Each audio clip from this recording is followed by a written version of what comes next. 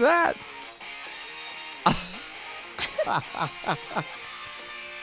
You got the ringtone? That's my ringtone. That's so good. You know what's funny? Hi, guys. Welcome to Glitter and Garbage into the Spellingverse. I'm Justine Marino. This is Daniel Webb. I was just showing him my ringtone. I didn't believe you. I've had that on my phone for years, and I just recently went back to it because it's loud. That's why I like it. Like when it happens, sometimes it'll happen. For some reason, I had my phone to my ear, and it happened at like, or if I have my headphones in, it is so loud in my ears. It's just like, but yeah, so that's my ringtone. That's a really good one. Thank you so much. I bet it turns heads at the coffee shop. There was a moment when I was at the Comedy Store and I was talking about how I had turned the podcast. I was like, I'm thinking about turning it into a 90210 rewatch pod. I was telling a couple of other comics, and then someone called me and it was like, and I was like, I look insane right now. I look like a psycho fan. As Shannon Doherty 8x10 just falls out exactly. of your I'm like, that's fine. That's okay. Okay, you guys. Today we're talking about season 1, episode 8, the 17-year itch. A good one. A good one. Jim and Cindy. They're going through some marital issues in this one. As we learn, all relationships do. Yes. But yeah, it's a Jim and Cindy episode. It is. I love the opening scene, which I love. It was perfect because you were like, have we seen their bedroom yet? And then we see all of their bedroom in this episode. It's like, basically the whole episode is their bedroom. We see their bedroom figuratively and literally. Yes, absolutely. I texted Justine this weekend because I was thinking I want to have a challenge where we both draw the floor plan. Yes, we will. And the fanfic we still need to do. That too. But like the floor plan I think is funny because I have no concept of what they're... Anyway, it was in that I texted Justine and was like, we've never seen their room. Yeah. Jim and Cindy's bedroom.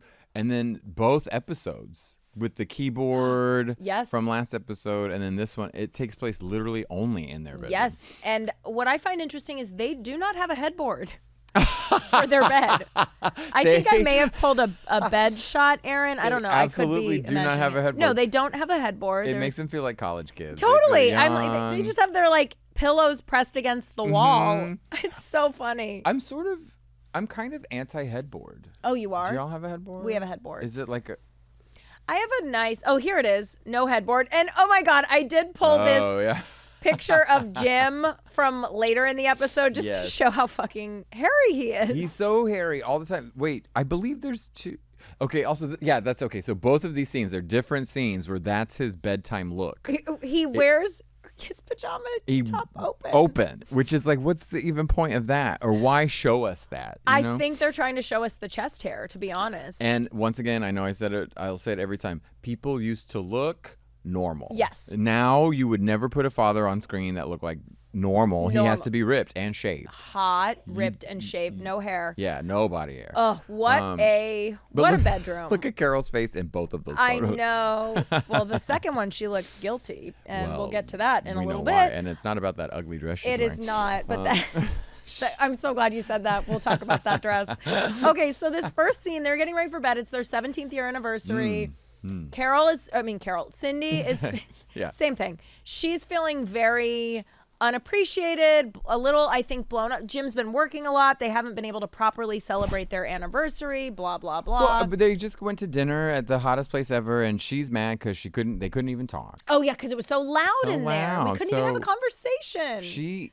Sounds like Jim got a really special place for them to go, and she didn't like it. Yeah. So she's already complaining. She is complaining. And then Jim's like trying to smash. And Cindy's like, hey, can we just talk? And he basically is like, if we're just going to talk, I'm going to go do some work. He absolutely bails. He's like talking. No, thanks. I'm just trying to fuck. Well, because the way she says it, first of all, he's not like jumping into bed with her. No. He is like casually getting in. He's trying to get his dick wet. It's fine. I respect it. And, she is, I think he's pissed because she's not hypnotized by all of his chest hair and immediately wants but who wants to talk before sex? Who the fuck wants to sit there and be like, how was your day? Well, here's the thing. Cindy only has Anna to talk to. So she is like she has no one to hang out with except Anna, her housekeeper. No, that's not even what she calls her. Oh, what? Remember later she refers to her as her assistant. Oh, her assistant, excuse me. Which is erasure. That's housekeeper erasure. Housekeeper erasure. That's what that woman's does. She's not your assistant. Yeah, she's not. Come on now. You don't have a business. You don't need. You have a home to run. She's not picking up lunch at Mendocino Farms because you're running an empire, Cindy. Exactly. Okay, so Cindy, we're already off to the races. There's trouble in paradise. Trouble at the Walsh house. Also, I love Brenda. The next day, she's like, something's up. Mom didn't slice Dad's grapefruit. Which, like, what? Many things. Yeah. What child is in any way aware of their parents' romantic status? Yeah, exactly. Ever. Well, Brenda is, as we'll learn. Listen, she's an empath. She's nothing if she's not an empath. But my other thing is, every time she tries to talk to her brother about the status of their parents' thing, it's like a fight. Oh, yeah. Did you notice that Mom didn't cut a pomegranate? She's a little bit of a pot stirrer in this episode, I will say. She's jumping to conclusions. But she's aware. She is aware. Then we get to school. David has his Walkman on with his headphones around his neck. That was the look, I loved it. It was so like, it gave me... Before you couldn't have... Okay, I don't know how teachers do it these days, but in the day you couldn't have cell phones. Or now you couldn't have your Walkman at school. Really? Yeah, you'd get it taken away, or you definitely couldn't be wearing headphones. I never wore headphones. I went to, again, Catholic strict school, so like that was never a thing. But I did think it was interesting, and I haven't said this yet. My high school mascot was the Wildcats, which is also the 90210. Are you mascot. serious? And I graduated exactly 10 years after they did. You're a Wildcat? I'm a Wildcat as well. So is Brenda Walsh. And so is Brenda. Oh my God. The similarities continue. They're endless. Exactly. Yes. First the bangs. Now you're both the same cat family. And we love acting. I mean, we are the same. And we make a lot of mistakes. Are you a pot stirrer? Yeah. And we make a lot of mistakes. Bad drivers. We have a track record, like a dangerous track record with driving. Exactly. Running out of gas. Oh my God, running it. But you look better in a hat than Brenda. I'll tell you that. Thank you. I do think I do. Okay, so then we're at school and we find out that the DJ job is available, which I love. The DJ has taken a role in all these episodes of it. He's a plot teller. Oh yeah. He tells at least the B story. Oh. In every episode. Yes, I agree. He's like, hey, West Beverly. He's like the Oracle. Totally. He's telling you, like, in this episode, we've got cocaine addicts on the top story. And on the sly, Cindy Walsh is no longer boning Jim. Oh, yeah. I mean, she's not, though. She wants to talk. The whole episode is just Cindy wants to talk and Jim wants to bone. Well, and here's the thing. I don't think Cindy knows what she wants. Yeah, you're right. And I think I see where Brenda gets it. So David's got his Walkman on. He's auditioning for the DJ, but Steve's like, you're not going to get it over me. Which, poor Steve, like, he's bad at sports. He's bad at being a DJ. We find out. He has no choice but to cheat and steal, I feel. Life is not going to give him what he wants, so he has to take it. He has to take it because he's not talented. Well, and as was laid out earlier, his mother never loved him, so that's why he has to take. But also, this is another one of the things where all of a sudden it's like, oh, Steve, you want to be a DJ? Yeah. Like, we didn't know that. Like, oh, Steve, you're good at sports? Yeah. Just out of nowhere. It's like, Steve, how does Steve have any aspirations? Well, you know? honestly, so what we find is when he has like immediate stage fright, or as David refers to it, an industry term, mic fright. Yes. Which I've never heard of. No, we use quite a lot of mics. And I've never had mic fright or heard that. Or heard that term. Aaron, has anybody ever had a case of mic fright? No. Okay, great. Must have been a 90s thing. 90s thing. But yeah, you can see how vulnerable Steve is. Yes. You know? No, Steve is vulnerable, and I love Steve, and I think he's just very misunderstood, and I think he has the biggest character arc throughout the series because he ends up kind of like the most responsible. Yeah. I think his arc is really interesting. Okay, so then we're with because this is a Cindy episode. Okay, all front and center. Cindy is the A story here. So we're with Anna, her assistant. At the plant store. Which I would love to know which plant store they filmed at. I'm dying. Do you think it was?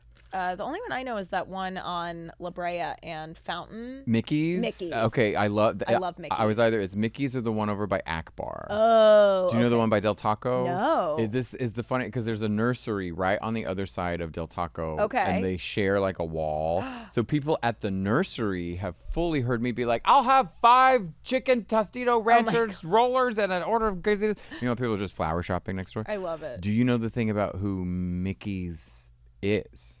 Wait, I feel like I've heard this, but refresh my memory. Mariska Hargitay's Yes, brother. yes. Who's the son of Jane Mansfield. Oh. Who was killed in a car accident, and all of her kids were in the back seat. So Mariska Hargitay was in the car.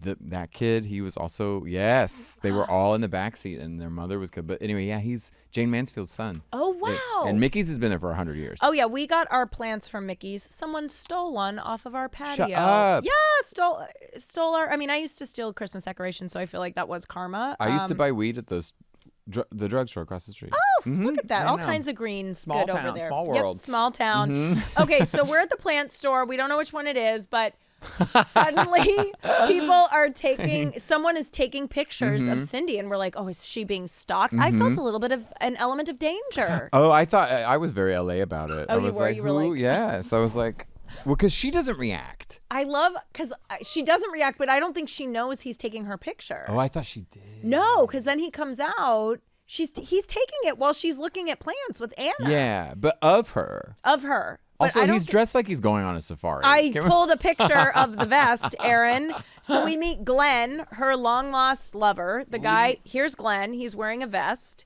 It is a safari vest. My grandfather used to wear vests like this. Yeah, he looks Shout out like, Pops. Hey, Pops. He's hot for an older guy. You I think so? I think he's good looking for an older guy. He's tall. You know what? He's tall. It's the height thing, yeah. It's the height. His hair bothered me the whole episode. His hair it's not a great color or cut It's that. or texture. I think my hair could be his similarly too. Yeah, watch I what just you have say, hair envy. karma. I know exactly. Honestly, we manifested. This is the manifestation room. It is. So watch out. So yeah, I feel like she doesn't have the like, who the fuck is taking? Has anyone taken your picture without your permission? It's a weird feeling. This is a funny story. So I was at the Comedy Store one night on the patio on Halloween. I was wearing a slutty unicorn outfit, obviously, and I got a text from Tom Green, and it was a photo of myself on the patio, and he was in costume in like a mask, so no one knew it was him, and it was taking he took my picture. The Tom Green? Yeah, cool, because I know him. I used to open for him. What? I should have added that in. I'm being like a 90210 writer right now, leaving out quite a bit of context. But yeah, we were buddies, but I didn't know he was at the store and on the patio. We need the fashion show audience to be like, she used to open for Tom Green. Oh my gosh, look at her now. That's okay. So you have experienced So that I have firsthand. experienced it, but it was funny. And I think that's what I took this as, is he was taking them and then went over and said hello. I'm taking your photo. Yes. And they're old flames. They're old flames. From the Minnesota days. The old days. He is a Pulitzer Prize-winning photographer, we find out. National Geographic. Yes, Nat Geo. Yeah. Who doesn't call it that? Who doesn't call it Nat Geo? And of course, Cindy's like, you know what? Why don't I invite my ex immediately over to dinner? I mean, that's the first. And you have to come to dinner. Yeah, exactly. While I'm having sexual frustration with my husband. Who won't talk to me. Yeah, that is when I was like, oh, she is Brenda. Yeah, she is Brenda. Or vice versa. Yeah. So, also he's single, and she's like, "You're single. Come to dinner." Yeah, they do a weird little dance right at the beginning of this, like, what? Yes. Oh, hi. That Yes. like starry-eyed thing. Yes. Which don't you? My favorite is what's the assistant's name? Anna. Anna is snooping. Anna's such a snoop. Is I such love a it. snoop. Like later on, Yes. she's in the background like listening. Yes. I love Anna. But yeah, I feel like Carol Potter brought this on all by herself. Oh, totally. Carol Potter made her bed. She needs to lie in it, you know? Oh, she wants. And she wants to with Glenn. Okay, so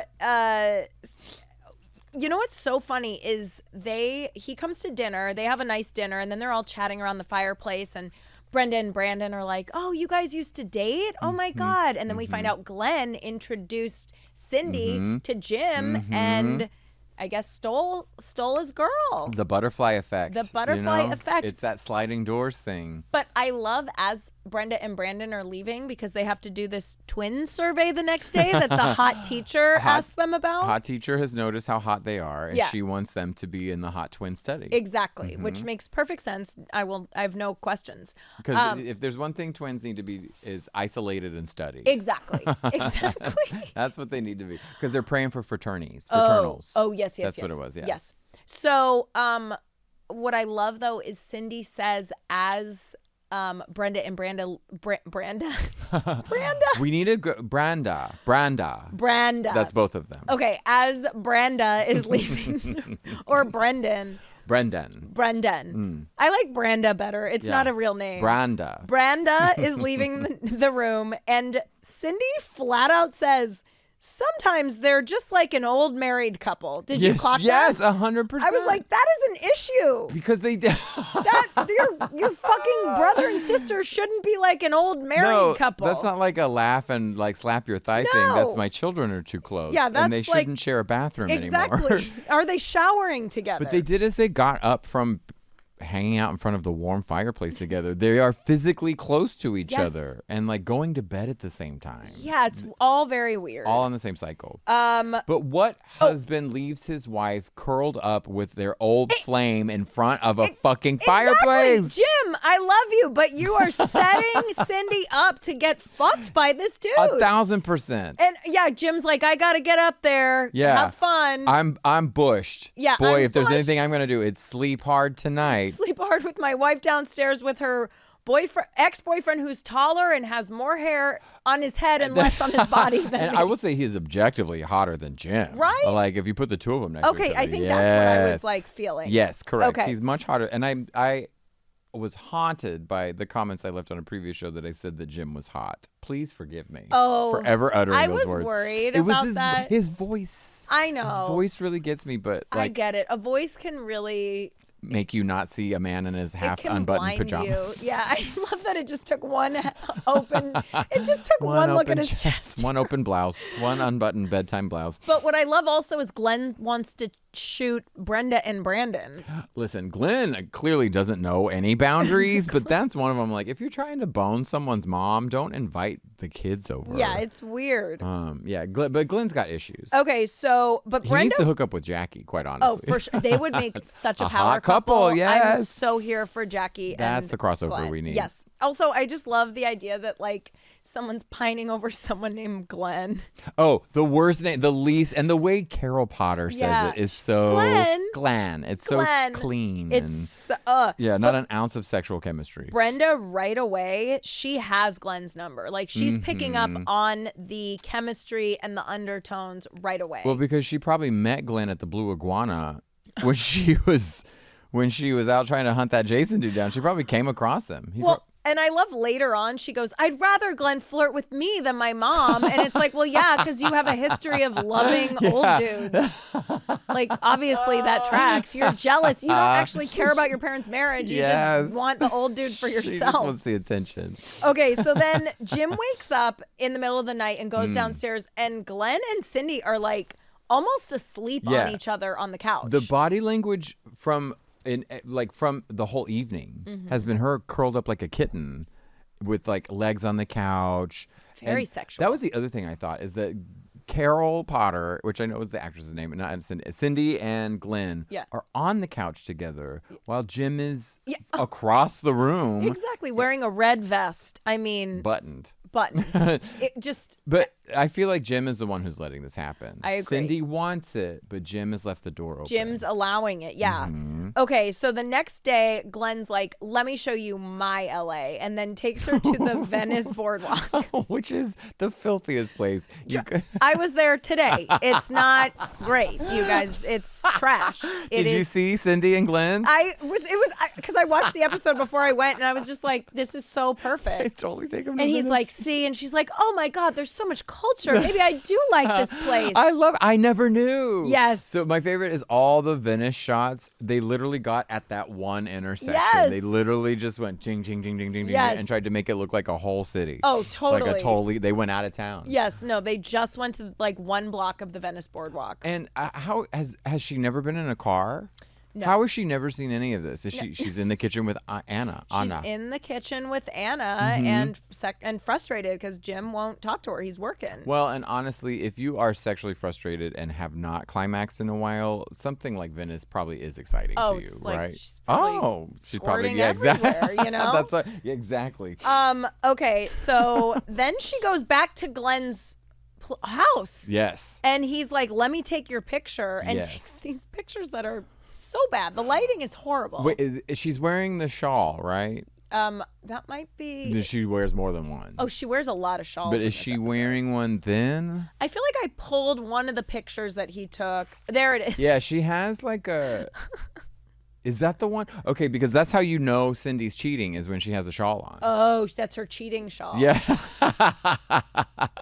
I think she thinks it's like a cloak of invisibility. I like think maybe so, Jim too. can't see her cheating. I love it. But she has more than one like Stevie Nicks shawl that she pops on in this Oh, episode. 1,000,000%. Okay, also, next up, we go to check in on... Oh, but real quick, she goes, tell me what you think. And he's like, you and Jim seem like night and day. She, for some reason, asks him what he thinks about her life. And Did he's she like, say, what are you thinking? or what are you thinking, maybe? Yeah. I was going through these pretty quickly because I had to get to the Venice Boardwalk for some culture. You had to see what it was like. You had Exactly. to see what LA After was. Jeff's like, that's why I went to the Venice Boardwalk. I watched this and I'm like, I gotta get You're like, over I gotta it. go now. See this real LA. All I know is in this scene, Glenn says that Cindy and Jim seem like night and day. And she goes, well, you know what they say about opposites? And Glenn goes, we attract. And he says it heated to her. But are they opposites? I don't think so. It made no sense. Yeah. 'Cause at the same time, he was kind of insinuating that they were too dissimilar to be compatible. But Yeah. then he's also insinuating that he's opposite. So since we're just exactly. yeah. It made no sense. Then we go to the kids, and they're with other twins. Oh, I love the other twins. The other twins are hilarious. They were so funny, and so this is when I'm like, oh yeah, it's a sitcom. Yes. They're fully. They're so sitcom in this. Well, did you notice that in the study, the twin study, Okay, yeah. there are like toys that you would see in like A doctor's office. a doctor's office, or like if you're going to therapy as a child. Yeah. You know what I mean? And I'm Yeah. like, what is this study? And Miss here are the twins. There are some of the games. Like what? These are 17-year-olds. What are they doing? And Mrs. Teasley comes in. She has a different name, though. It's Harriet in this. She's Harriet Teasley. She walks in, and I'm like, wait, that's Mrs. Teasley. But Yeah, she's no. not the principal. I guess I was reading.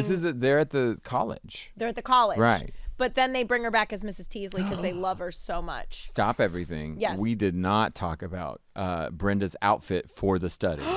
I'm so glad you brought this up. I did pull a pic, I believe, because Brenda is in her fashion bag All in of this it, yes. episode. Yeah. She is the Brenda we know and love. Yes, her outfit, she had like a cute bun. Her bangs are good. Yeah, the bangs are The bangs solid. have grown out. She's looking great. But it's that weird print, black shirt, black jean tuck in. Yes. She looks so good. She looks so cool. And I think I pulled a picture. Maybe I didn't. No, not that one. Oh, that but was a good look that's too, though. Mm. Look at her. She's so and look, the bangs are straight. This I'm glad you pulled this up because this is one of the scenes where Donna does some of her best wordless acting. Yes, I pulled She this. really. I figured you would love this one. Because she's in. If you rewatch this scene in particular, because it's really just Brenda's scene. Brenda. I don't even think Kelly says anything. no. But Donna being involved in the conversation, Yeah. but not being SAG-AFTRA allowed to participate in it. Like she's an under 5, and we've already. Yeah. This is one of my favorite scenes just for that very reason. Oh, it's so good. Um, So basically, they get the Harriet, Mrs. Teasley, Yes. later Mrs. Teasley, gives them cards and is like, guess what card the other twin has? Isn't Yeah. that what they did? They do a Like, secret language. What Yeah. a crazy stuff! Like what a Oh, you dumb. don't- Do they do studies Yeah, like that? you're Really? an only child. I am an only So child. twins are known to have a secret language or Really? telepathic power, Oh. or they study to see if there's that. It just seemed so. She was like, "Oh, I'm gonna come in. Okay. Oh, there's the outfit. That's the Brenda outfit. That is such a cool outfit, Sick. and she has on black pants. You guys, it's Sick. so cool." And then this game that they're not playing that's for children. Honestly, what is that game? I know. I'm like, what? What are they? What? But you're right. It's like one of those things where if like a child is involved in like a crime or like Yes. and they have to have the safe space for Yes. the child full of like teddy Exactly. bears and stuff. But it's like cop toys. Yes. Not real good toys, but Yes, like exactly. police toys. I love. Brandon is not into this at all. So, question: did you think it was because he was failing the test that it was like it made him feel inept, or he was like above it, or he didn't? I didn't understand his attitude. I in all didn't of either. this. I feel like they were just like, they have to have opposite attitudes about this. Mm. But also, he was not into doing it until like the teacher had to kind of talk him into doing it. Remember? Yes. Brenda was all in right away. But I pose it to you because on the last episode we noticed the father-son bonding about them going through the lobby of the fashion show and they're horning out together. Is Brandon just so preoccupied because his father isn't able to get that nut? Probably. So it's like I don't know if is that what his frustration I is? think that could be it. His father's sexual frustration has now become his sexual frustration. I think so. But I honestly, the reason I liked the twin thing is because it reminded me of like what every time they default to nerd on this show, it's like what they looked like. Right? Oh, yeah. Tucked in shirt, khaki pants, like a print. Yes. A grid print shirt. Yes, God yes, forbid. yes. And also, where are these actors now? Yeah. Where are they? Where are any of them? Where's Nina? Where is Marianne? What kind of event horizon I know. have they fallen into? Like door number 3, did they fall in? But no, to me this was the B story, and it was so like B for boring. Oh yeah, it was very boring. I was not into the twin plot at all. I wasn't either. We could have done without it. I mean, it should have just been a bunch of scenes of Cindy almost cheating on Jen. I mean, it basically is. I couldn't because there were so many other rich things. The DJ competition. Yeah, that we just, should have leaned into ebbed more. out a little more. I feel like that would have been much better than like seeing maybe their preparation for it. Yeah. Well, the Cindy affair. It's just this back and forth of like these moments where he keeps trying to get her to like commit to being non-committal. Right. And she's just like, what's the scene where she runs out and goes, I just can't do this. Oh, and yes, that's the best. Oh, such good acting. I just can't do this. Is that what she said? Something like that. I wrote it down. Well, because first he's like, come to my opening tomorrow. Mm-hmm. And so she invites everyone, puts on her best shitty dress. Which she should have worn the thing from the fashion show. She should have, yeah. But Jim can't go. Jim can't go. And she's like, great, bye. I'm going to go look hot. Which, again, Jim. But, Jim. Jim is opening the door for sure. I'm conflicted. Jim's dropping the ball, but I don't like Cindy because she doesn't have a job, but she lives in Beverly Hills. Yes. So why don't you cut Jim some fucking slack? Yeah, exactly. Cut him some slack. Yeah. I'm with you. So they go to the gallery thing.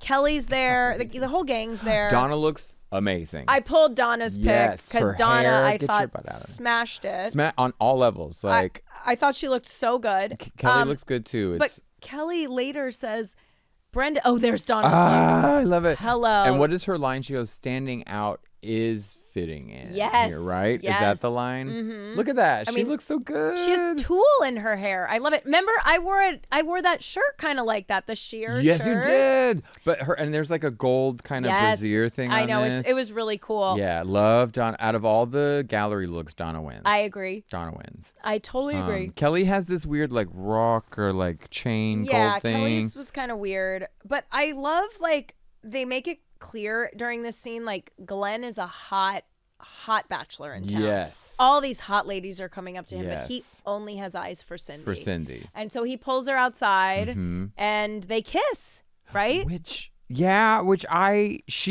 I watched that. Okay. Carefully. Okay, look at this. Oh, you. With the shawl. That's the cloak. That's the cheating cloak. That's the cheat cloak. I told you she put a shawl on. She thinks she's safe. She's like, no one can see. She wanted that kiss. She leans into it. She leans in. It's not a kiss that she doesn't want. And so now I'm like, well, here's the thing. Being a gay man, people don't have like rules in relationships necessarily. Yeah. There's like open relationships. But I'm like, she is officially cheating. Oh, yeah. No, Right? that's a cheat. That's a like, cheat. There's no, it's like, okay, it was a mental thing, whatever. I got a little flirty. Hello? She says that after the kiss, Yes. right? Don't they It's have like, that? Yes. And it's like, bitch, this is a physical cheat. You went in on it, right? Yes, totally. So, but that was it. When I noticed, I was like, he makes the move, but she jumps on it. Well, and then she goes home and is talking about Glenn nonstop to Jim. Like, it could not be more obvious. Yeah. And then Jim is trying to smash, and she's like, honey, it's too late, and I don't want to stop talking about Glenn. Yeah. Was that the when she crawls into bed with the... Oh, with the mask Yeah, on. So maybe that was later. Was it later? It's all blurring together. Well, she comes home like high on life. Oh, She's high listening on to the music. kiss. Oh, yes, she was listening to music. Yes. Out of her balcony, which I didn't know. We didn't know there was a balcony, so had I drawn a floor plan before this episode, it would have been without a balcony. I'm so glad. I'm so glad. We need to watch as many episodes as possible. So Jim and Cindy have a private terrace. Yes. And they have a Iowa giant stereo system, AIWA, with I think a 3 CD I love. turntable, and she's listening to some music. Oh yeah. Which I forget what it was. I'm sure it was garbage and what you watched. and Kelly is home, right? Yes, and Kelly says to Brenda, I can't believe out of all those pretty girls, Glenn picked your mom. Which, like, Kelly, can you stop being a cunt for She's one so mean. minute? Meanwhile, wasn't she just calling her to thank her in the last episode Yes! to be like, I love you, you're the best mom ever? And now she's like, why would she go for her? I mean, in Kelly's defense, that dress was hideous, and the shawl did not help, okay? I'm so sorry to do this. I know a couple episodes ago I brought up Designing Women, but I have to do it again. Yes. Because Cindy made the same faux pas. There's a Designing Women episode where they're at an art gallery, and there's a gallery owner who wears a shawl similar to Cindy's. And Delta Burke has the funniest line ever where she goes, you know your friend, the gallery owner? She dresses like a shepherd. And so every time I saw Cindy, I was like, how can you feel sexy when you're dressed like a shepherd? She is so dressed like a shepherd. But yeah, hey, she still got it. She still got it. I mean, hey, she shepherded She Glenn shepherded right a kiss in the parking lot. Yeah. But yeah, she doesn't tell Jim. Yeah, no, she doesn't. That's the thing. She doesn't tell Jim. She doesn't tell Jim. She lets him feel bad about working so hard to pay for the house that she lives in. Yeah, and she's all bitter because she didn't. She's like, oh, maybe I'll finally get the anniversary present. She said something about not getting an anniversary present. I'm like, bitch, it was the restaurant. It was the meal at the Loud restaurant. Yes. I wrote down all caps. Cindy kisses Glenn. All caps. Cindy is trifling. Literally all caps. Literally all caps. That's more like factual than any of the like showrunner things they could have included. It's so true. It should have been called Cindy's trifling. Yeah, Cindy's trifling. That's what this episode should be called. 17-year-itch. No, it's Straight Cindy's up trifling. Trifling. Jim's not itching except to have sex with his wife, which I think is, it's fine. Great. He admits he's in over his head. Yeah. He admits that that they've been busy since they moved. Yes. I feel like even though he's not being like a present husband, he's being communicative. Yes. Way more than the one who has is uncomfortable. Yes. Unhappy in the marriage. Totally. Currently.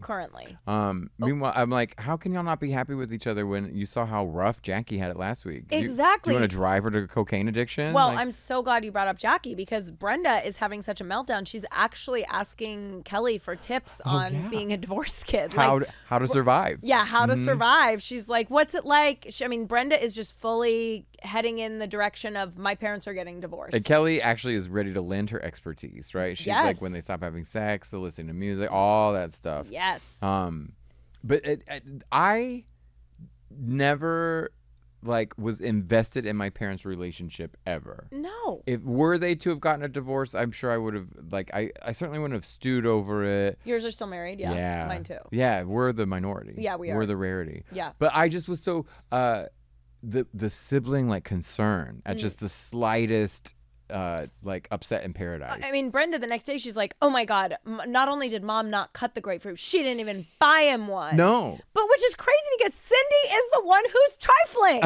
Exactly. She's denying her husband sex and not buying grapefruit. Yes. Like, what is Jim supposed to do? And then I love Brenda's like planning the divorce and Brandon's like, they just need to have sex. Again, what kid is like hoping their parents have sex or thinking about it in any way? It's this weird bro code that he has with his dad. It is. That I'm like, why is Brenda not like, ew? Yeah. Gross. No, probably because Brenda wants to fuck attracted Glenn. to her brother. Yeah, exactly. And her brother. Glenn, if you're old or related to her, she's in. There's too much sexual frustration in the Walsh house. Yes. Between the Walshes. Between the family. Literally between the family. Glenn's been calling nonstop at this point. And leaving messages. Which way to blow up her spot, Glenn. But, yeah, exactly. Because listen, the answering machines was public property. Trifling. See? Trifling. Thank you. The answering machine was public property. Yeah. You didn't have my messages were heard, your messages were heard. Out loud. Yeah. Not like I have to retrieve them. No. Just out loud. Speakerphone. So Brenda and Brandon come up with this Parent Trap It's so Parent Trap. they're like, we gotta rekindle their flame. So they make them a bad dinner. Brenda puts on her mom's apron. It's cute. Yeah, they're so cute though. They are cute. They're making the dinner. Jim says, I have a vague memory of what sex is like. Cindy is like, please just talk to me. basically. My favorite That's is the undertone. but also the acting. The doors are closed, but the slats of the door are open, so Brenda and Brandon can watch their parents. Course. And so literally, they're like, you see Brenda come up and peek through the door, and then the dad's like, "I just can't have sex anymore." Yeah. And then she's like, "They're not talking." You know what I mean? It's like it's so obvious. All of this. So obvious. But the plan backfires. Dinner does not go well. And where does Cindy go? She goes back to Glenn's.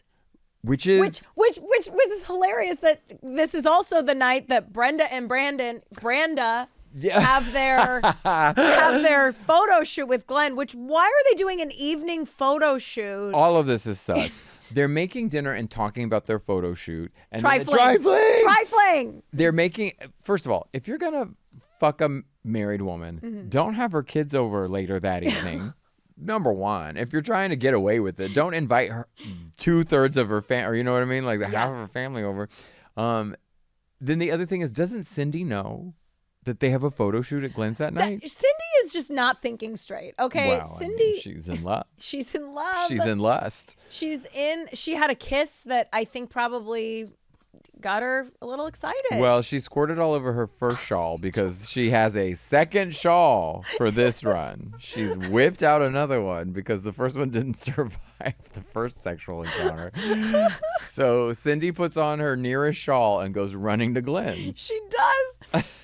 Which, not even thinking that Brenda and Brandon are also going to be on their way. Yeah. But she goes in. They should have just carpooled. I know, they should have.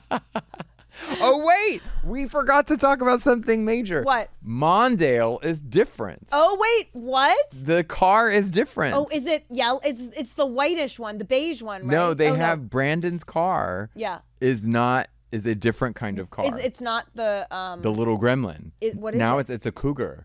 It's a long hood. Yes, we have a new Walsh car. Oh my God! And I want to say it happened in the last one, but in this one for sure, it's not the little Corolla thing that they're driving. The brown car. It's still brown. Okay. But it's different. It's different. They've given them this. It's a long hooded. Oh my God. I swear it's a Cougar. My friend drove a Cougar. Yeah. That's so funny. Which is so funny because I think it's a metaphor for Cindy cougaring her ass around Glenn's. I think you're right. I think the depth knows no limits. They're really helping us to, like, we're reading between the lines on this one. But it's true. So Cindy drives over in her wagon. And then they show up in Mondale. Who's a different car. Yeah, Mondale 2. Which is why Cindy doesn't see them there, because maybe she doesn't recognize Oh, maybe she's like, they got a new car and didn't tell me. But I love Brenda this whole time has been like, they're having an affair. Brandon is not having any of it. And then he pulls up and there is irrefutable evidence. Yes. They had a fight. Cindy's here, not looking good. Yep. But she's also running away from Glenn's crime. That's the thing, because Cindy goes in and she's like, I can't do this. If that's where the line is. Oh, it's so good, you guys. You really have to watch it. Oh my God. Several times, because she almost, it's like the way she turns away as she's saying the line. It's just acting. That's all. It reminds me of in Scary Movie where Anna Faris, they're parodying the scene where in Scream, Nev Campbell and Skeet Ulrich are talking and he's like, it couldn't have been me. I was in jail last night. And he's basically like, your mom died. Get over it. Let's have sex. He's kind of having a Jim moment. Yeah. And she's like, I'm sorry if my complicated life is too much for you and your perfect existence. And when Anna Faris does it, it's like exactly what Cindy's doing here. It's that level of over the top drama. Yes. And I love it. And then she's running to the car and Brenda and Brandon are like, oh my God. But they never stop and think that something might be wrong with their mom. Yes. They just think, oh, she's a bitch. She's cheating on they're dad. Like, fuck her. Even though she's clearly, I guess they think she's running because she's like I fucked and now I have to get away fast. Like a quick escape, right? Just running out. Running from the sex. A squirt and run. Now, I have run from people. I have a 5-second delay in my brain, but I fucking got that. Cindy squirting is like, yes, she's a squirter now. You guys. Oh yeah, Carol Potter is a squirter. The old squirt and run. Now I have as a grinder user, as a person a of squirt like, and scoot. Yes, she squirted and scooted. Aaron, you are killing Aaron's it on the crawl today. across today. I have definitely had a grinder situation where I went into the house to have sex with someone, and then upon reflection, before the sex is had, I have physically run out of the building. Have you ever done that? Not because of danger, but because it's like, I can't have sex with this person. You know what? I went to hook up with someone and like the kiss was really bad. And I was like, okay, I'm going to go. There was no actual running. But then like years later, I was like, oh, let's try it again. And the kiss was still as bad. Same person. Recidivist kisser. Bad. It was like a turtle. Like it just felt like. Oh my God. So this is what, okay, so this is a weird story. And I may have been on some mushrooms and also was drinking. And then I went home and then I was like, let's go fuck. So I was on Grindr. Anyway, it was this older guy and he was my neighbor, which never fuck your neighbors. This was in Austin, Texas. And it was like this tiny mouth with this like weird tongue. And it was so like, I was like, something's trying to get in my body, right? It was not a kiss by any measure. Yeah, no, it was weird. And I remember being like, oh, if that's how that feels. Yeah. What is everything else going to feel like? And he gave me a Shiner Bock, and I wasn't done drinking it yet. And I remember going, can I have another beer? And he goes, wow, you finished that one fast. And when he went to the kitchen, I ran out the front door. What? I missed the first step, and so I fell and landed on my cheek and still ran. So then the next day, I looked like I had my like ass beat. When meanwhile, I was actually just taking the best care of myself possible. Was getting myself out of a bad situation. But yes, that's the same reason I physically ran. And I like gave this guy several years and was like, surely he must have learned something. Because he was really funny and sweet. And we had like a nice rapport. You know, it's best to fuck someone you have a nice rapport with. I mean, if that's a great, that's not a red flag. No, it's not. But it's not a green light either. But okay, but I it's not a green light. I also love, real quick, we just have to go back to when Glenn and Cindy are having their Cindy's being like, I can't do this. He goes, haven't you always wondered what it's like to make love to each other? He says all of the grossest things. He says really gross things. That is one of the grossest things I've ever heard. What's the grossest thing anyone's ever said to you? Okay, so I love this. Okay. I can tell you, I remember, I used to think a British accent was so hot. Okay. Right? Oh, no, are you going to ruin a British accent for me? I might. Okay. It depends on the guy. Okay, I'm with Mitch, so it doesn't matter. Right, exactly. Okay. But sometimes it still does. But this guy, and he was Indian British guy, which is actually one of my favorite accents is when you have like a little Indian in there and like a little British. Yeah. Love that. Very hot. And so this is the other thing. We had dinner and drinks and talked and then had sex, which is why I don't talk before sex. I'm so not Cindy. Yeah. And it was in the middle of that, he was whispering in my ear. It's so gross. He goes, I just want to satisfy you. And he said it several times. It wasn't dirty talk. It was this weird like communal. Yeah. Like good manners. Yeah. I just want to pleasure you. Oh, it was no. the grossest fucking thing I've ever heard. Oh my God. It was so gross. Oh my God. I was gone fast. Yeah, mine, I'd say that's pretty bad. It was the whisper effect, all of it. Disgusting. I feel like mine was a little whispery too. I had gone on like 3 dates with this guy who I had met in an improv class years earlier, which that's a big red flag. Yes, and but he was like, he had booked a show and was like very successful at this point, and we ran into each other like 10 years later. And we went on 3 dates. I wasn't like that into him, but I was kind of like, again, we had a nice rapport. Dating, yeah. He was tall. So we go back to his house. I'm like, sure, I'll come in for a drink. Like, I think I had a drink or two at dinner. And like, I knew I didn't want to fuck him, but like, I was like, oh, we can like hook up, whatever. Sure. And then we were making out. He goes down on me, and then he comes back up and he goes, I've grown. Oh my God. Isn't that bad? Are you fucking kidding me? But you know what? I have to come clean. I fucked him after that, you guys. So like, trust your instincts. Hold on. I've grown. Basically, like he got a boner, and he said, that's what he meant. And he said, I've grown. Oh my God. I didn't know if he meant like I got better at eating. Like, no, he meant I've got a boner. Oh, look who's a big boy now. Yeah, he's like, oh, I've grown, and I was like, oh, I think I just fucked him so he would not say that. Again, close your mouth. Close your mouth. Close your mouth. Yes. Exactly. Ooh, that's a bad one. Yeah, and he was like, it was the most meh sex ever. So was that guy. That was the other fascinating thing when the more he was like, I just want to pleasure you. I was like, well, do something. Yeah, exactly. Like, what are we doing here? I feel like the people who are really good at it, they don't need to talk. Talk. Dylan McKay, he doesn't talk during sex. No words. words. Yeah, all these people were like talking during sex. Yeah. I'm like, what are we doing? Yeah. This isn't a happy hour. Yeah. Yeah. I don't even think. I think Glenn talks bad during sex, like not hot. But I think Jim. Oh, Jim is a pig. Yeah. Jim's a fuck pig. Are you kidding me? Yes. He wanted to bone Cindy when she had that fucking night makeup on and her hair in curlers. Mask, Jim's a pig. Jim is. Yeah. Fucking Jim's such a bro. And see, it's the Sex and the City thing, but what is it with the sex is so ugly it's hot? Yes. It's that. It is. Yeah. And I think that's what you were picking up on. Don't picking get up on? Yeah. Totally. Yeah, exactly. I know a pig when I see one. Picking up on. Okay, so Brenda and Brandon see Cindy running out of the house. And then Brenda goes, if mom and dad can fall apart, anything can.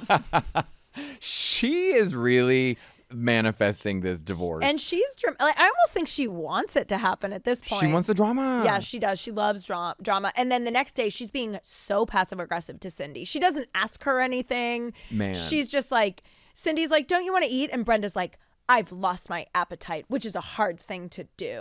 Like just so pointed bitch at Cindy. Meanwhile, you couldn't even choke down the muffin that your mom was trying to give you on your way out to school the other day. Exactly.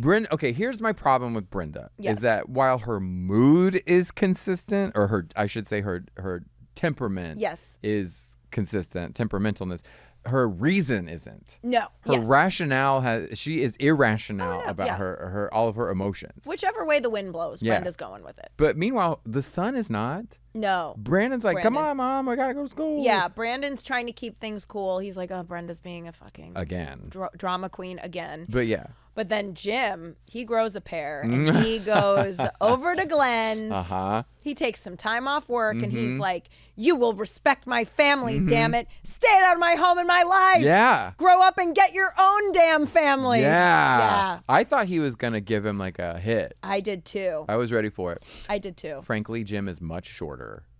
Much shorter. Yeah, they really should have put him on an apple box. Yeah, they should. If they wanted this scene to be as emotionally poignant or effective, have it the punch that it was. Absolutely. Now, honestly, seeing that when I saw them side by side in the scene, I was like, Cindy, leave them both. I know. Like, they what weren't... is she wasting her time with these like uggos? This is Beverly Hills, Cindy, you know? Well, and the fashion sense of Glenn is like, I understand it I understand why Jim's clothes are so boring because Jim has a receding hairline. But when you have cool hair, like Glenn, you're supposed to have cool clothes too. But none of it translates. No, Glenn just has like a safari vest. But Jim and fucking Glenn are old friends. So I think that's how it had to resolve because listen, the woman isn't going to be able to handle this. No, she of course can't. not. No, the men have to solve the problem. hash it out. Right, exactly. Okay, now we cut to the DJ auditions, and you better believe I recorded Donna's rap. My favorite. Okay, so let's take a listen to Donna's radio audition to DJ.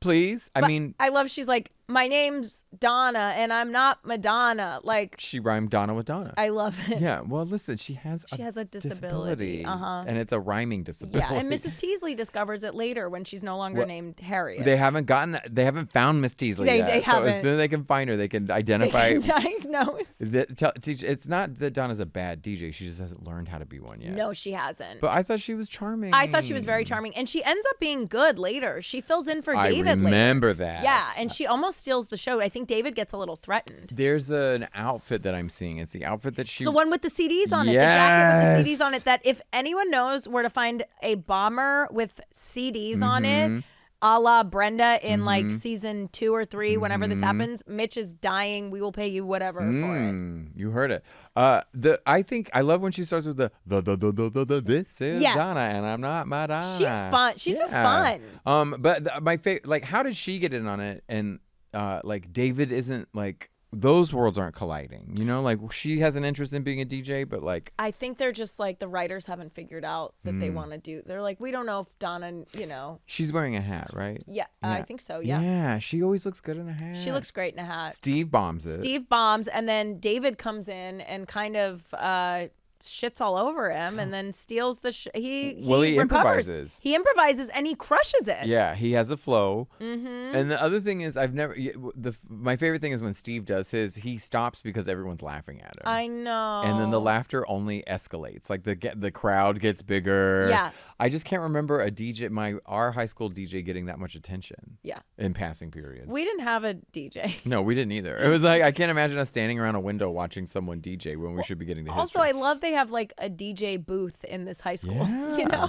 There were things about school that I thought were real based on this show and like Saved by the Bell. Oh, there's the jacket. See, isn't that cool? Who made it though? I know. We got Aaron. Zoom Thank in you, on that Aaron. Is it on label. eBay or something? Ooh, Oh, hell that's a yeah, cool Mitch. One. I already bought him a Dodgers jacket for Christmas, but I guess I'll add this. You did. I Go did. Dodgers. Well, Yeah. it's the year. Yeah. Yeah, it's the year. totally Well, we the love year. the Dodgers anyway. You are a sports fanatic. Is there a sports episode of 90210? Oh, there's a baseball episode. There is. Because I like baseball. I don't like football or basketball. Oh, Just 'cause baseball's controversial. slow enough. Mm-hmm. And it's more chill. You're just Yeah. kind of vibing. And it goes slow enough that you can see what the players look like and how hot they are. They're all on the team, right? In the episode. They're coaching a kids team. So there's some rivalry in that one. And Okay. there's Nat's team versus, I think, Jim's team. Oh, shit. It's Moschino. Oh my God, it's $2,300. We can find it. Okay. We can find it. Okay, great. Let me talk We'll to my source guy. that. We'll find source it. Yeah. that. Okay. We'll source that. Okay, so David crushes. It's obvious he's going to get the radio job, but he won't get that cool jacket. That's for Donna only. Glenn comes by the house. Which is a ballsy move. What is he doing? I was like, the husband just told you not to come over. But Yeah. she's like, she's like, you're right. We had a mental affair. I like you, but I love my husband. And he's like, I just came to say bye. He's like, I had a visitor from my conscience. I can't break into your family. It's like, oh, by your conscience, do you mean Big Jim Dog? Yeah, 'Cause that's the reason you're backing Big off. Jim Walsh came Yeah, knocking. Yeah, exactly. you didn't like the sound of that at your door. Exactly. He's like, well, this dude's so hairy. This is like a fucking hobbit. I better get out of here. What is Cindy doing outside when he shows up? She's just outside gardening or Probably something? with, With Anna? Anna, yeah, something Oh gardening. my gosh, that's what I forgot to say. Yes. Is there's the scene in the kitchen where she's like he leaves the message. Oh, yes.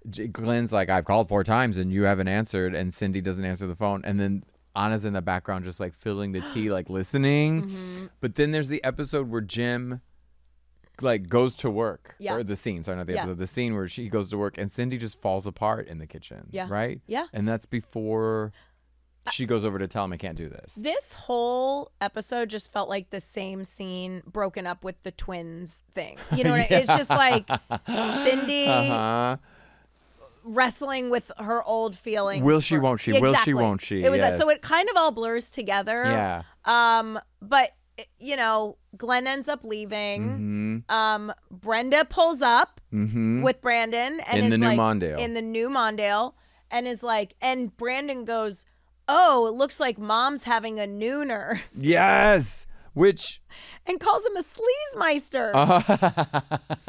And then Glenn's like, "Hey, you have a great family. Bye," and they just forget everything. they totally think that they've had this blessing, like, oh, the guy who wanted to fuck Mom now respects our family unit. Like, Yeah. I don't understand. It's so, they just completely let it go. But then they also don't, there's no resolution in the like kids' stress over the marital status of their parents. Well, we're at 45 minutes now, so there's no time for a resolution. There's no time. Also, I love it's like, sorry, Cindy kissed that guy. That's what I'm talking about. They really emphasize the mental aspect of this affair. I'm like, no. There was a physical aspect. Yes, and who isn't having mental affairs? I'm having a mental affair right now.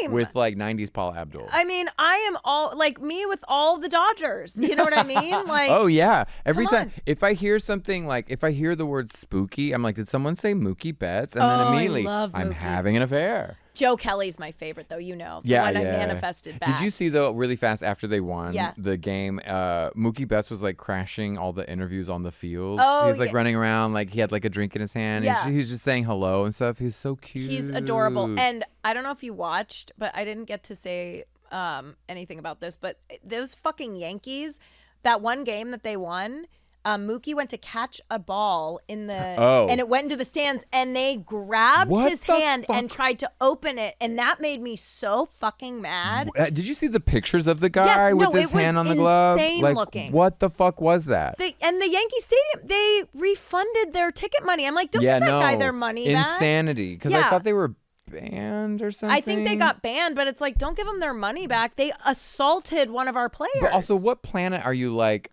oh, I'm going to open this up and take the ball away from the player. And I'll get away with it. That part, it's like one of you is making millions of dollars for playing this game and one of you paid to be there. Yeah, like, exactly. Go fuck yourself. And also, it's all on camera. We can see. Well, because David Silver was there with his camcorder. he was videotaping the whole game. We got it. Thank God for David Thank Silver. God for that. Okay, so then just to wrap it up, we aren't going to talk about the kiss at all. We're just going to forget all of the tension. Yeah, never happened. Jim came home. It was all mental. The kids let go of all their concern. Yeah. Jim comes home and he's like, you know what? I booked us an overnight stay. The kids will be fine, which I'm like, good luck with Brenda on that. Brenda's fucking up to, she's already plotting. Brenda's best friend's mom is a coke dealer. Exactly. Like, we just learned that, y'all. Just learned it. But it's all happily ever after. Who knew that the key to Cindy's sexual satisfaction is if just Jim came early? Jim had to come home early. And all of a sudden she's like, whoa, what is this? It's 4. You're not here. And this was honestly some of my favorite acting from James Eckhouse. He has that like romantic drive in his eye. He's like, he has blinders. There aren't even kids in the room. No. I'm taking you to San Luis Obispo for the night. He's like, we're fucking Which tonight, is a metaphor. girl. Yeah. Oh, that's what I meant. Yeah, San Luis Obispo. That's a metaphor for coitus. I love it. Do you want to go to San Luis Obispo tonight? Who doesn't? Which, by the way, this is such a weird tangent, but I always thought it would be hilarious to be a drag queen named Jan Luis Obispo. Oh, that's good. It's a great name. I right? like that. That's mine. Don't take it. I love it.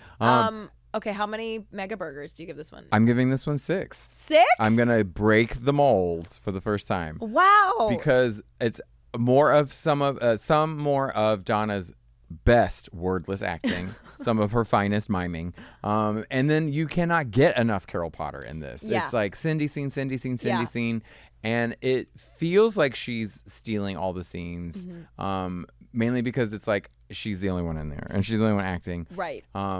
And also, I love you can walk away from this episode and come back in the room, and it's still just will she, won't she, will she, It's won't she, the same scene. Yeah. You can It's get a just windshield snack. wipers. Yeah. Grab go get a massage, come But back. finally, we got to see Carol Potter with like an emotional versatility. Yeah. So yeah, I'm gonna give it 6. Okay. I'm gonna give this one. I think I'm gonna give it 4, just because I like the kids' storylines better. There's. Also, at this point, we haven't seen Dylan in 2 episodes, and they started to set us up for Brenda and Dylan, and then they've left us high and dry. Yeah, with Glenn and Cindy. With Glenn? Yeah. Go fuck Go yourself. fuck yourself, Glenn. Yeah, so I'm going to give it 4. And yeah, so 4 out of 5 mega burgers, I would say. I love Carol Potter. I thought it was good, the drama of it all, but I just can't do this. I can't do this right now. And Did then she with say her right shawl. now? Right now, I think. But yeah, so I think that's my assessment. But I've actually got to go because I have to get up quite early because the Skims Dolce and Gabbana drop is happening tomorrow at 9 a.m. Eastern, which is 6 a.m. here. Shut the fuck up. Yeah, so okay, it's so good. We have to break out of the spelling verses for 1 second Yes, for and a just second. talk about that D&G campaign. Okay, can we with talk about it, you guys? K&K, man. You know, okay, so once again, the Kardashians are brilliant at flipping controversy into dollar signs. Yes. You guys remember we talked about it for a few episodes. Yeah. The Courtney Kim feud Well, about. they talked about it for a few They talked episodes. about it for all the episodes. It bled into The whole glitter and season. garbage. But we talked about they fought because Kim stole Courtney's wedding designer, Dolce and Gabbana, Yeah. and now Kim is doing a full-on collab with them and has Courtney in the ads for it. And they're full on like Fellini looking film. Oh, like it's full. old school, like La Dolce Vita. Oh, it's so. I'm like, this is made for me. I need because I'm Yeah. Italian, so I'm like, I need. What's your background? I'm everything but Italian. Okay, great. Literally everything but. It's true. So I mean, you look like you could be Italian. That's because I'm a mutt. But Yeah, okay. at the end of the day, we're mostly Welsh. Sorry, Okay. And so boring. Okay, but I no, know. that's great. But I'm French, English, Scotch, Irish, good. Scottish. Look Excuse me, at you. Irish. I know a little bit of that. But yeah, it's so Italian. I love it. I cannot wait. I have like the pasty colonizer, not the like fun colonizer. I just have the like shitty white ones. Well, that's okay. You We try. still love you. You here. try. Thanks. You'd crush on 90210 in the 90s. But no, I all would have they been wanted. season 1. I'm a total Scott. Look at this. I'm a total You're such Douglas a Emerson. You are. See? I'm so glad we learned his name. Well, somebody should. Thank you. All right, you guys. What did you think of this one? I'm hoping we get Dylan back next week. I mean, I pray for Dylan, and honestly, you're right. Pray for Dylan. A parent episode is really not the vibe. It's so boring. I think it just shows it didn't know what it was. They started out, it was supposed to be a family show, and then when Melrose Place started popping off, it was so soapy. That's when Luke Perry said, I should act with the blonde. We should blow this beloved relationship up. Yeah, we're too safe. Yeah, too safe. And so he wanted to compete with that, and then they just leaned full into the We don't know that wasn't James Eckhouse's move as well. He's like, we gotta fuck up this relationship. Yeah, he's we like, gotta let's keep the people watching. Yes. Yeah, let's blow up the Walshes. Oh, that's so funny. Everyone's Could've like, no been. one is that nobody invested. Cares, right? Yeah. No one cares. Jim's like, let's get Carol a fucking booty call. Let's make Carol a slut. Yeah, I love Carol a slut. Okay, you guys, what did you think? We'll see you next time on Into the Spellingverse. Bye. Bye.